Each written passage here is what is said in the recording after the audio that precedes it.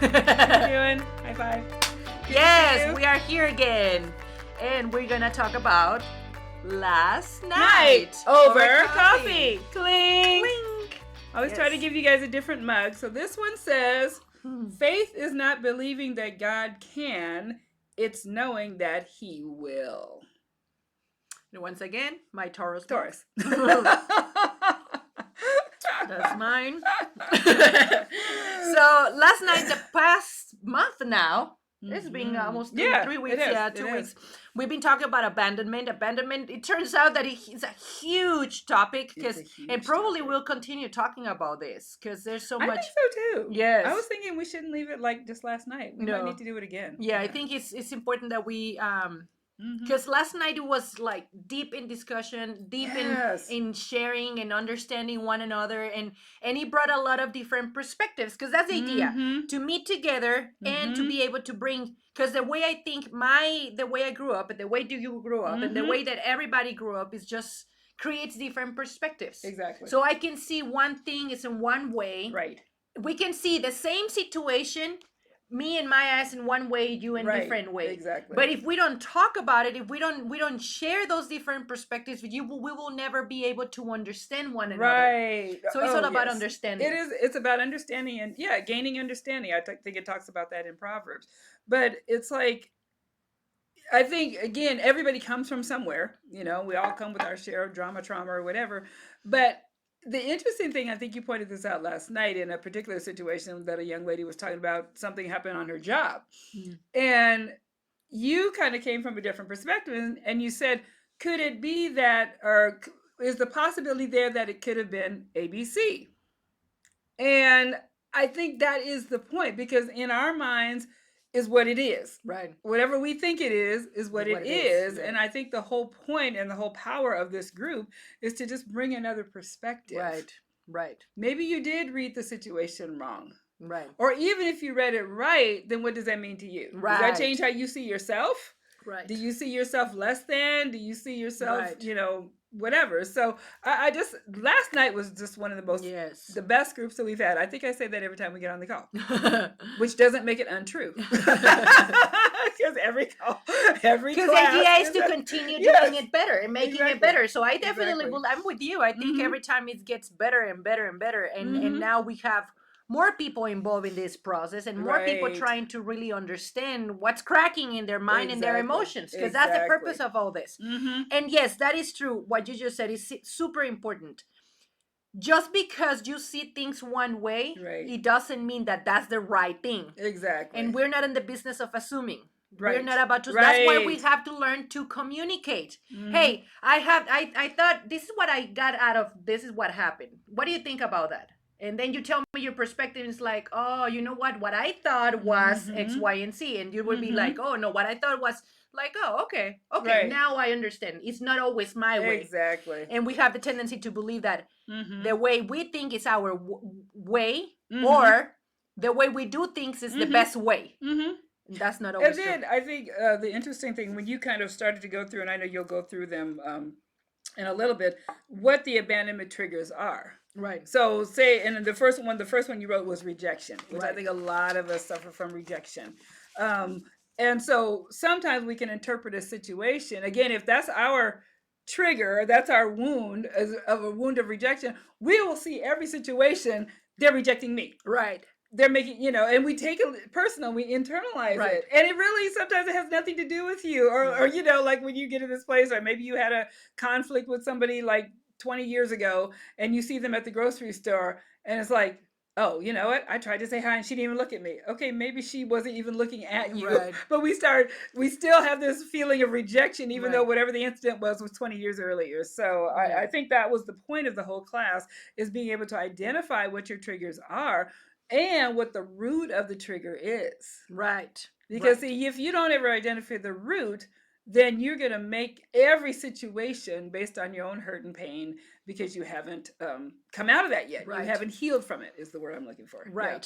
So that was excellent what you just said. Yes. If your trigger is rejection, you will find it at every step of your way. If your trigger is lying, when people lies, everything looks like a lie. Right. I'm thinking that I think she was lying, and probably she was telling the truth. But we Right. think that everybody lies Mm-hmm. because, and that comes with Mm-hmm. a reflection of yourself too. Right. That's why we always say we have to practice self-awareness to understand what Yes. is triggering you, and also what's in you that you're seeing in other people. There you go. Oh, there you go. Speck plank. Like it talks about in the word, Yes. why are you pointing at the speck in someone else's eye and you got a big old plank sticking out of your eye? Right. It's the same it's the same material. So Yeah. we can see in other people a lot of times what God is trying to work on in Right. ourselves. Right. And that's really important. I think that was again the whole purpose of that group is to identify what your trigger is and what's causing it, Right. because it's not everybody else. But here's what I do know: God will continue to bring people into your circle until you begin to identify what it really is. Right. And then once you're free from it, then you can have a more balanced perspective Right. of every situation. Right. And Right. realize it's not personal, it's not against you. And even times when it is against you, you're not going to take it personal. Right. Because everybody has the right to their opinion and their thought. Right. And everybody comes from a place of hurt and Right. pain and trauma. Right. Some more so than we others. are all in the same boat. Exactly. We all had exactly. we grow up. We had parents that teach us one way or the other. We There have you traumatic experiences. Mhm. We have experiences, period. And those experiences have taught us how to be in one way or the other. It had created habits that we practice every single day. Right. Now, because we don't practice self-awareness, because we don't really know who we are not capable to see those actions, but we see it in other people. Right. Now, last night we talked about abandonment triggers. That was the foundation. Well, actually, was the second part of the main abandonment issues topic. And the triggers, I'm just gonna number them: rejection, cheating, betrayal, criticism, interpersonal conflict, illness, social interactions, commitment requirements. It's like, okay, I will get to you with you if you do X, Y, and Z. Commitments. And I was talking about that. That's good. There's people, me as a coach, there's people that want to work with me, but they tell me how the session should be. It doesn't work like that. Work with them.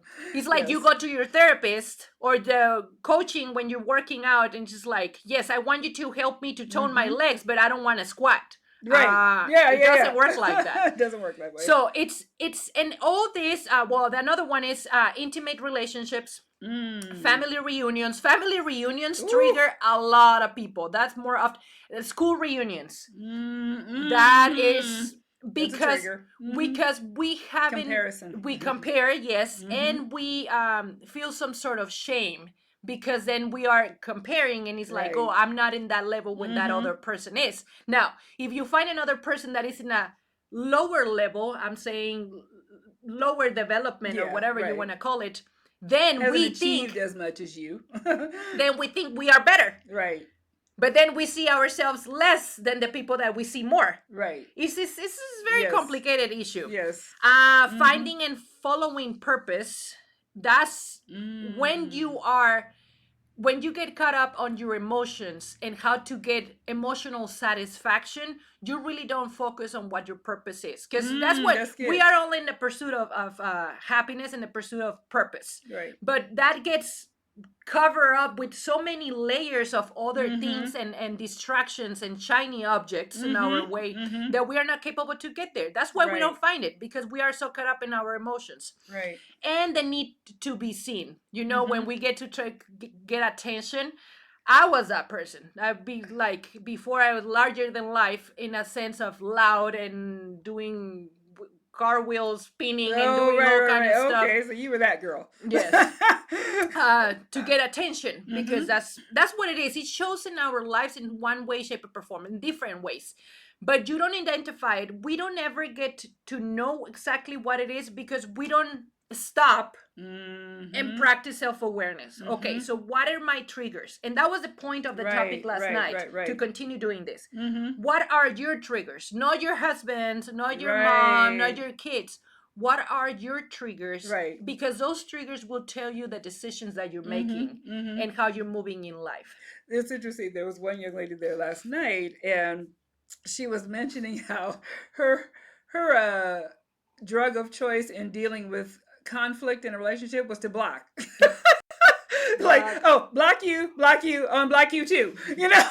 it's kind of like, and then she would be all proud of herself, like, yeah, I blocked them, I blocked them, you know. Yeah. But I love the fact that she is aware that that is not a healthy way to deal with it. But I just love the fact that she could talk about it in such a humorous way, Right.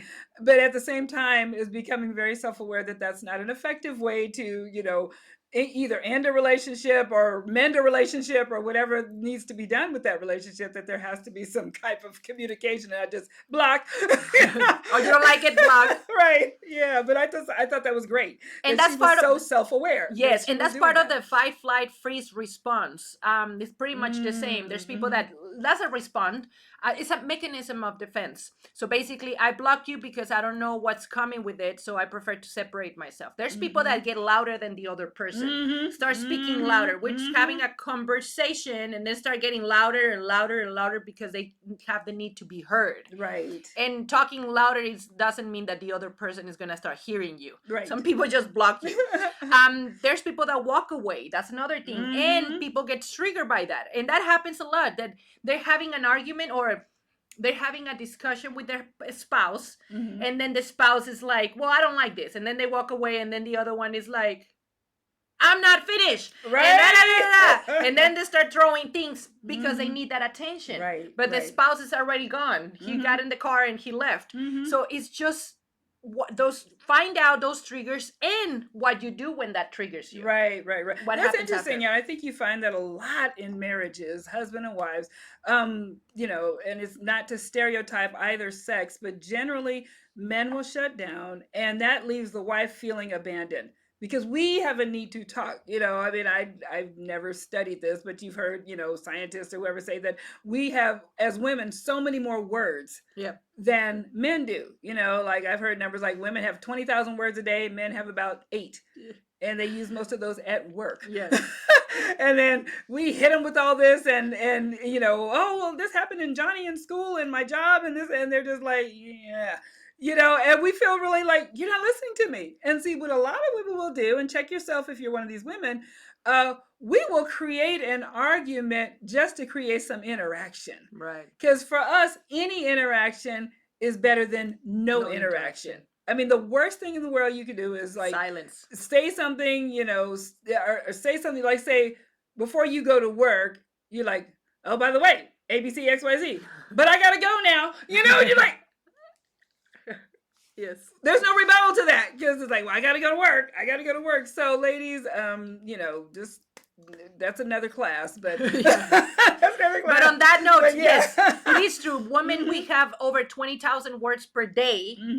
And men has like less than half of that, and they use it during work for a productive point of view, like to get things done. Exactly. Now they use them after work, they're done, but because we don't have no one else. See, this is different two scenarios. The women that have nothing else to they stay at home and they clean and all that stuff, they don't talk to anybody, and they accumulate all those 20,000 words, and then when the husband comes, they just want to shoot. And then you ask them like, so you don't have nothing to say? And they say, I don't have nothing to say. Because honestly don't have nothing to say. They're already done talking. Right, that's true. And there's other women that sometimes they have that, they pick up the phone. Yes. And they talk to everybody and their mama because they have the need to talk to someone. Right. So we just have to really understand who we are, where we are, and why we do things. Because it is totally true. But I think going back to like backing up a little bit, you talked a little bit about the avoidant or the attachment styles. There's the avoidant, the anxious, and the disorganized. Right. And you talked about codependency.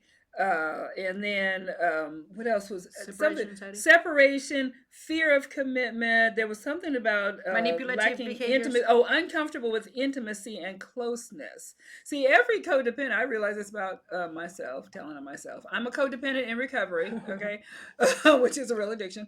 But what I realize is that most codependents are going to get with somebody that's out of control. Yeah. Because you're the one that's in control. And really, codependency is rooted in control. But here's the other thing. If you're with someone that's got an addiction or just out of control and non-intimate, that makes you non-intimate too. Right. Because if you understood as a codependent what intimacy looked like, you would have seen the person that you are courting or intending to marry is not intimate. Right. So it's like we suffer from both. So it's like, when looking at it from a marriage, if your spouse lacks intimacy, you do too. Because you didn't know what it looked like. Right. Otherwise, you would have gone for something that looked more intimate. So I just thought that was interesting. Yes. And just like I said, looking at my own self. Like I said, I'm in recovery. Yeah, so we talk about all these signs. Yes. Last session we talk about, if you don't know what it is, go back to the previous podcast, because that's where we talk all the signs. That's where we line them up. But yes, essentially, if you suffer from, and if you show signs of any of this fear of abandonment, then it means that your emotional needs were never satisfied. Right. And you're looking for it in one way, shape, or form with other people. Right. And that comes with not allowing yourself to feel and not knowing what your feelings and emotions are. So for instance, if you don't even know them, you won't be able to express them and communicate it with someone else. Right. So there's no emotional intimacy. None. Not even for yourself. Exactly. Which is kind of sad. That the fact that you don't even know how you feel. That's crazy. Right. And that's basically what we all go through. No, you ask someone, so how do you feel? What do you mean? What do you mean by that? Yeah, what are your emotions? That used to throw me, because we mentor a lot of people, and I would be like, they might be telling me the scenario, and I'm like, so how did you feel about that? I don't know. And that just like, not to criticize, but I'm like, how do you not know how you feel? Right. But I do understand it. Again, it comes from where we come from. If you have never allowed yourself to feel, or some of us come from things that are so traumatic, we just stopped feeling years ago. Right. And really, it's like how you feel is based on what's going on around you, or how you are. I won't even say pouring into, but interacting, I guess, with other people. And you really never. And I will say this too, as a codependent in recovery, we don't really stop and think about how we feel. No. So I guess I'm doing much better, because I really do think about how I feel now. but your feeling is based on what's happening with the other person. And if they're not doing well, you're not doing your job, because you're only concerned with how they feel. So yeah, I do understand. I'm learning, but again, it depends on the extent of the trauma. Right.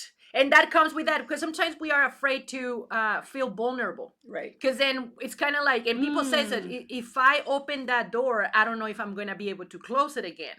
And that means if I start crying, because sometimes we're so afraid to even cry on their own, even sometimes being by ourselves, because then it's like, oh, then what is going to happen afterwards? What if I feel worse? What if What if I feel? What if I feel? Exactly. So that comes with and that happens a lot with the parents, and the parents don't allow us to feel our emotions. So we don't know what emotions really are, or what are the emotions that exist, and how we express them. Right. So, because for someone, anger can be totally different. The way they express anger, it can be totally different to the way someone else expresses anger. That's true. Like people that when feels angry, they start like, oh, and they start crying, internalizing it. Their anger. They have anger. And there's people that start yelling and punching and doing just different things. So it's important that we understand what are the emotions that we feel and how we express those emotions. Because everybody's different, and that comes with a perspective. And that's why when we ask, so how does that make you feel? It's not for me to get to get to know you. It's for me for you to recognize what you are really going on with you. Exactly. And just to put it to understand, you know what? I was feeling angry, but then I started fighting my husband. Right. And it was anger. I was sad. And some people that feel, and this is a transition. Emotions create bridges in between one and the other. There's connectors. So sadness can take you to, as a defense mechanism, can bridge you to anger when you don't know what to do with that sadness. Or frustration can bridge you to anger too. So, or vice versa. So that's what self-awareness is all about. Really understanding what was the emotional foundation, and what that emotional foundation, how you show it, and that's basically like if you feel like, let's say you go to the party, let's talk about texts, because this has happened so often. texts and calls. And we were talking about last time too. Someone texts you, and there's people that are running 100 miles per hour. Right. There's people that have life and they have a career and they have a job and they have doing all their stuff. And there's people that already they're doing other stuff. They have different lifestyles, and that's not like, oh, you should be more like me or I should be more like that. It's not about that. Right. This is not about comparing. This is about understanding that people has different lives. Now, if Julie texts me and I don't answer her, you mentioned earlier, you give people a 24-hour rule. Right. That happens. Now, it has happened too that sometimes people don't answer for weeks. Yeah. Because they go out of town. That's because true. They're traveling. And honestly, to be honest, people I don't have my phone next to my hip all day. Right. Just because I have other priorities. True. And most of us are like that. But see, even though when you are not like that, you don't you expect the opposite, that response from people. Right, exactly. And then if they don't answer that person, that person texts something. If it was important, you will call that person first of all. Exactly. Maybe. If it was really important you should. to you, see, those are the things. And this is something that we do in business. Because in business it's important, they would touch 3 different bases, either email, text, and call, because it's important to them. Right. So sometimes we don't do that. Let's put that on the side. Yes. But they expect them to be like, why is they not answering me? Or maybe they don't want to talk to me. Or maybe, and they feel that sense of rejection. Yes. Yes. Oh, that Lily is not answering me because probably she saw my text and she doesn't want to answer me. Or probably she's doing something more important and she just doesn't want to talk to me. Maybe she's mad at me. But you have no foundation for that. But you just automatically, then, like if rejection is your trigger, yeah, you're going to immediately feel like it must be something I did. Yes. She's mad at me for something. Yeah. And then there's a side effect of that. They can continue texting or they can just stop talking to you altogether. Because you feel all affected by the fact that person didn't respond when you wanted that response. Right.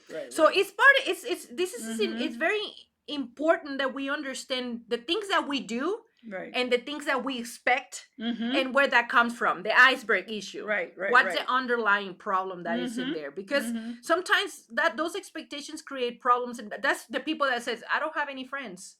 But why not? So ask yourself that question. There's people there's people that said, well, I want to have friends, but the people I don't have no one to talk to me. Why not? What do you think that the reason is? Because most of us, we want someone to talk to. Right. Women. Yeah, especially women. We want someone to talk to. So if you're a woman, and you don't have a friend to talk to, maybe those people around you, they're not the problem. Food for thought. Common denominator. Who's the common denominator? Yeah. But even from a biblical standpoint, the word says, out of the abundance of the heart, the mouth speaks.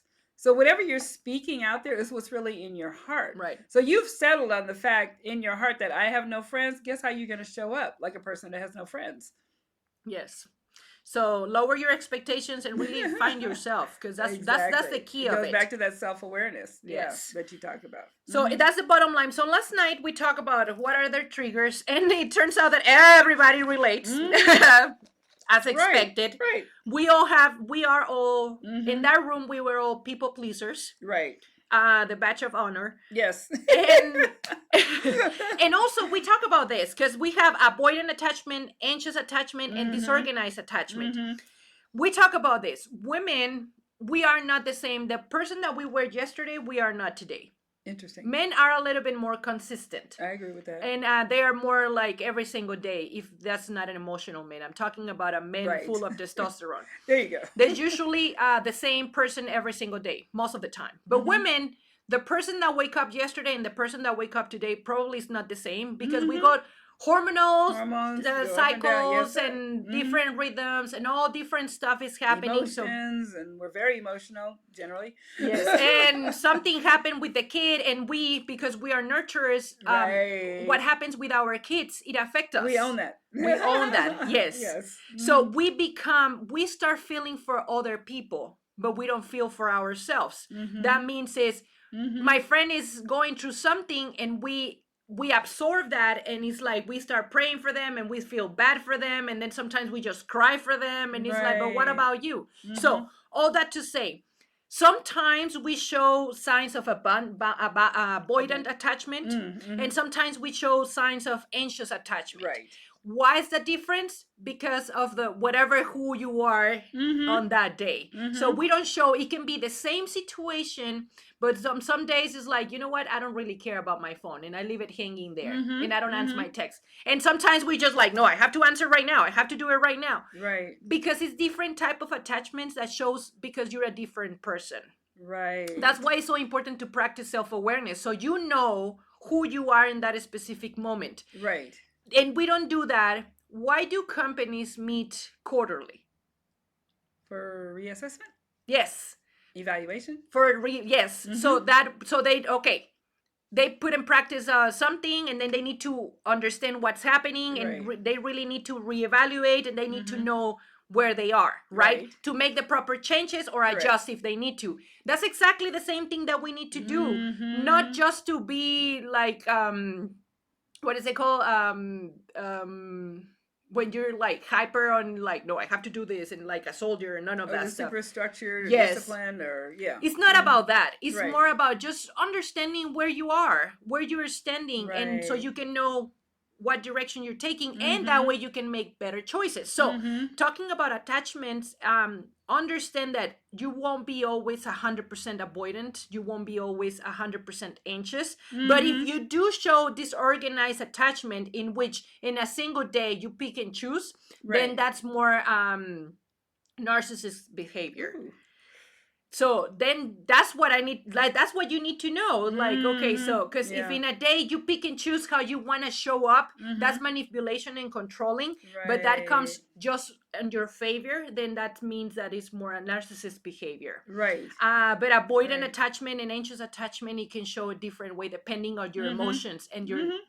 And hormones you and all know, that the stuff. self-assessment, I know that's well, I know we're going to talk about your acronym that you gave us at the last at the towards the end of the class, but that self-awareness or self-assessment is so important. Yes. And I think the important thing, and I realize as we counsel people, and even in my own healing journey, it's important that you accept accountability Oh, for yeah. your actions. Yeah. And I think all too many times, as children, we are victims. We are a victim to whoever is raising us, good, bad, or indifferent, because we have no power, we have no Right. control.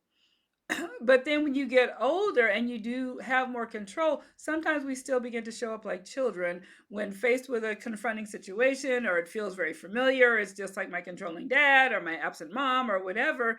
And then we want to point the finger. It's like, you made me do this, Right. or you made me feel this way, or you. And so I think the important thing is to recognize the incident you can feel, I'm gonna use the young people's some type of way, because of an interaction. But I think the important thing is to identify what is it in you that's being triggered, and to take your power back. Because the minute you say, you made me do this, or you made me feel this way, you're giving power over to that other Right. person. And the whole point of the healing process is to take your power back. Own your stuff. You know it? Like, yeah, I felt this way when you said ABC. You see what I'm saying? But now let's go back and figure out, why did you feel that way? Right. And I think that's important in any healing journey. Own accountability for what your responses Right. are, how you show up. Is anger your default, or Yeah. is going quiet your default? Because those are all, again, childlike behaviors that if we grow and we never get out of that arrested development stage, we will still continue to interact at 40 like a 10-year-old, Right. or an 8-year-old. Right. And it even talks about that in the word, where it talks about, when I was a child, I acted like a child, I spoke like a child, I did childish things. But when I became a man or a woman, whoever's listening to this, You're still acting like a you child, still thinking acting like a like, child. yeah, you put childish things away. That includes your behavior. Yeah. That includes how you show up.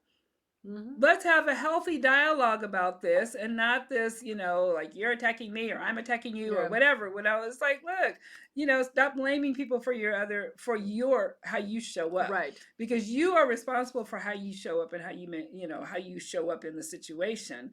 And like, if Lily says something and I get triggered, I'm going to first analyze why am I feeling this way. Then I'm going to go to her and say, you know what, when you said this is how I felt.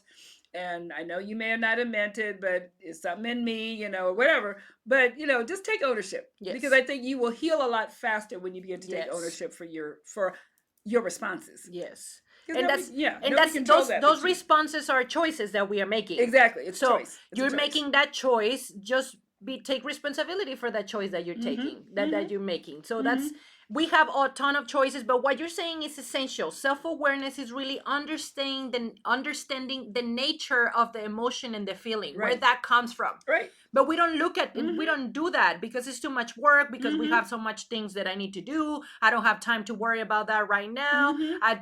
And then we leave it and we forget. Right. And then it shows up later on again the following week, and then we are back to square one, Mm-hmm. because we never took the time to analyze it and really understand the nature of that. Right. Self-awareness is understanding the iceberg problem. Yes. Know what is showing up in here, but really understanding the nature and the foundation where that I comes love that. from. You always make a point of saying that. Like, what we see is the tip of the iceberg, Side effect. ask the Titanic, but where the damage was really done was below the surface. Yes. Yeah. And that's key. Yeah. Yes, the Titanic wasn't like that it wasn't brought down by the top, by the tip. It was something in the bottom. So because the bottom is the biggest part, the things that we don't see. Exactly. So that's essential on recovery, and that's essential on healing wounds. Yes. Because yes, you can start making changes, but if you don't change that, if you don't understand where that comes from, basically you will always be back in square one. Exactly. Yeah, and you'll keep like getting tested on it again until you figure out the common denominator is you. Yes. So take responsibility. Yeah. Don't put it on someone else's, because that's not fair for someone else. Exactly. So because they're just talking. People are just talking. It's like I said, I'm talking right now and someone might be triggered right now by the stuff.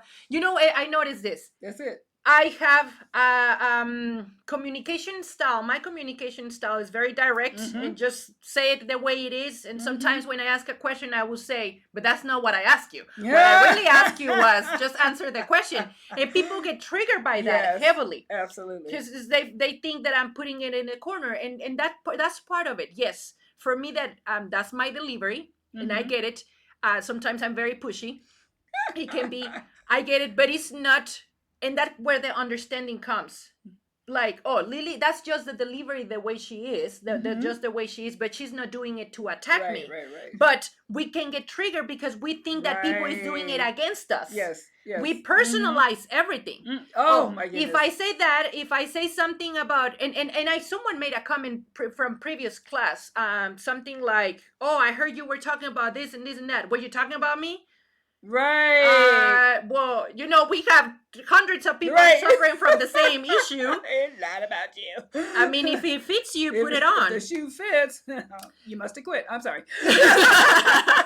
But it is true. So just because we're talking about all this, it doesn't mean that we're talking specifically about someone. We all struggle with this stuff. Exactly. We are talking about our own personal experiences. We are talking about experiences that people bring to the table and say, this is what I'm struggling with. But at the end of the day, we are all struggling with abandonment. Absolutely. Physical, emotional, and spiritual abandonment too. Absolutely. So just understand that this is not about you. This is about all of us, and we are working together because, yes, at the end of the day, it should be about you, but not us making it about you. You making it about you. Right. That's where the work comes. So last night we talked about 4 steps. And this is something that I've been practicing, and I know it works. It's a 4-step kind of like to make things change, to make a change, to make better choices, make better decisions. So that's what it was. So the name is ISSA. I'm sorry. ISAS. ISAS. That acronym I just came out. But basically the 4 steps is, step number 1 is identify the trigger. That's the main one. To really understand, you know what, I'm feeling criticized right now. When someone says, it's like, oh, I got that all the time, especially with the aunties. When they come and it's like, oh, those pants are nice. And then all of a sudden I start feeling self-conscious about my pants. And it's like, and then when a lot of people start telling me, and then I start feeling self-conscious. Right. Probably they look nice, but then I start feeling like, okay, maybe That's something is wrong. Oh, that's deep. That's deep. See, we turn compliments into critics. That's deep. Exactly. That's crazy, because we all do that. And then like we go and change, and it's like, what did you change? I thought those pens were nice, and then it's like I was feeling self-conscious. For what? Just because someone was complimenting you. Like we can turn, we are so That's sensitive, and we interesting. personalize so much in another level that we can take compliments and turn it into critics. That's deep. Intense. That is intense. Yes, and it happens more often than it should. So step number 1, identify the trigger. What is it? Are you feeling rejected, criticized? Are you feeling that you cannot achieve emotional intimacy? What is that trigger? Right? And then you go to step number 2. This is key, and this is key for a lot of different stuff, even when you feel stress, anxiety, or depression, and all that stuff. So we need to stop. I always say, okay, you're tripping, stop. We have to really stop and breathe. There's an exercise that is a 4x4 exercise. Breathing is essential because when we are stressed out and when we are going through anxiety, we are not breathing. Right. We are breathing because we need oxygen to survive, but we are not breathing with intention. So that means is we just, like very short. So we just hyperventilating ourselves. We are not breathing intentionally. So we are not getting enough amount of oxygen to help us make better decisions. So when we stop and breathe, now the exercise, let's do this exercise. Okay. So the exercise is 4x4. What that means is we take in and we count to 4. Okay. So what I do is 1 Mississippi, 2 Mississippi, 3 Mississippi, 4 Mississippi. And then hold for 4. 1 Mississippi, 2 Mississippi, 3 Mississippi, 4 Mississippi. And then release 1 Mississippi, 2 Mississippi, 3 Mississippi, 4 Mississippi. So what that is I feel calmer already. And so you just don't do it only one time.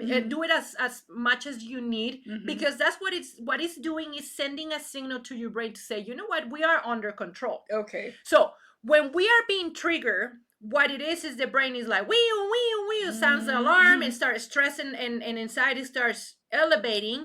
So what that happens is the brain sends a message to the pancreas and says, release cortisol. So the cortisol is the stress hormone. The cortisol starts inundating the body. That's what creates the tingling, the sweaty palms, I need to do stuff. Right. Because we're not breathing. When you stop and breathe, sends now a message that says, oh, we're under control. We're not being attacked. Okay, stop. Right. You calm down. It's essential. You need to calm down. Right. So identify the trigger and then calm down, stop and breathe. And then step number 3, you're going to go to your anchors. Anchors are great. Anchors are those things that are going to bring you back to reality, whatever it looks like. A lot of us use Bible verses because Bible verses have power. Yes. Tons of power. You just need to find the right one for you, that one that speaks to you. Don't and I was sharing this last night. Sometimes we want to pick what other people is doing. Yes. And it's hard to remember, and because it doesn't resonate with us. Yeah, it doesn't resonate with you. Yeah. And it's just hard. So we got it. That's part of the work. Find that thing that resonates with you, that speaks to you, because it's a way that God is speaking to you to calm you down. Mind being strong and courageous, and be renewed by the transformation of your mind. Right. And mine is, I praise you because I am fearfully and wonderfully made. Whenever I'm feeling less than, I go to that scripture. It's like, no, I am God's daughter. I am fearfully and wonderfully made. So that brings me back. It's like, okay. And then it changes how you see the situation and how you show up in the situation. Yes. And how you make the decisions that you're going to. Now, when we are ready to speak, now we know better. Now we know better how to make a better decision. Because then when we don't do this, we make very poor choices. And then later on we regret them. And that takes us back to stress, anxiety, anger, sadness, and all that stuff. So Joyce Meyer has a great saying. I think it's her. No, I'm going to give her credit anyway. Let your emotions subside before you decide. There you go. Anytime you make a decision in anger, or you're all up here in the atmosphere, it's going to be the wrong decision. Even if ultimately it turns out to be the right decision, going into it with the wrong motivation, with all that anger, and it's going to be the wrong situation. Yes. It's going to turn out wrong. Yes. Trust me. Yes. So to avoid all that baggage that will come later on in time, just make sure that you're doing it conscious. You're making a conscious choice and decision without your emotions stirring up in the bottom. Exactly. Because that just creates problems. Exactly. So step number 1, identify. Step number 2, stop and breathe. Step number 3, use your anchors on your favor. Yes. So you get your mind distracted, your body distracted, and you think about it while you're breathing. And step number 4, practice self-awareness. So once you are, okay, I know there's a problem. Step number 2, let me calm down. Step number 3, I'm beautifully and wonderfully made. And wonderfully made. And wonderfully, yes. I am. Be strong and courageous. Okay, now I'm back in ground. Now, okay, why did I feel that way? Ask yourself that question. Self-awareness. Right. What is the nature of that trigger? What did he say? Well, he said, no, he cannot see me tonight because he has to work. Okay, I felt rejected by that. But why? Because he doesn't have time for me, or because I'm thinking that he's seeing someone else? What is the bottom line that is stressing you out? What is the bottom line, the nature of that trigger that you're feeling? Right. Once you analyze that better, with a more calm mind, with a more stable mind, or more planted feet on the ground mind, then you are able to see things better and create better conclusions. Exactly. And say, you know what? Whatever he's doing, it's not my problem. That's on him. Exactly. That's not me. Exactly. That's so funny you said that, because I think the whole self-awareness, I wrote down when you were talking last night, what is the foundation of that trigger? Because I realized, like I said, my dad was rather controlling. My brother and I used to say, it's daddy's way or the highway. And so when I got older and I got into the work world, somebody would come at me like that, and I didn't realize what it was at the time, but it would feel like my dad. And I'd be like, in my mind, I'm like, hold up, like I might have to take that from him, but I ain't gonna take it from you. And I would immediately like come back, and I'm like, okay, see, if I had this 4 years ago, I'd probably be farther, or 40 years ago, I'd probably be a lot further along.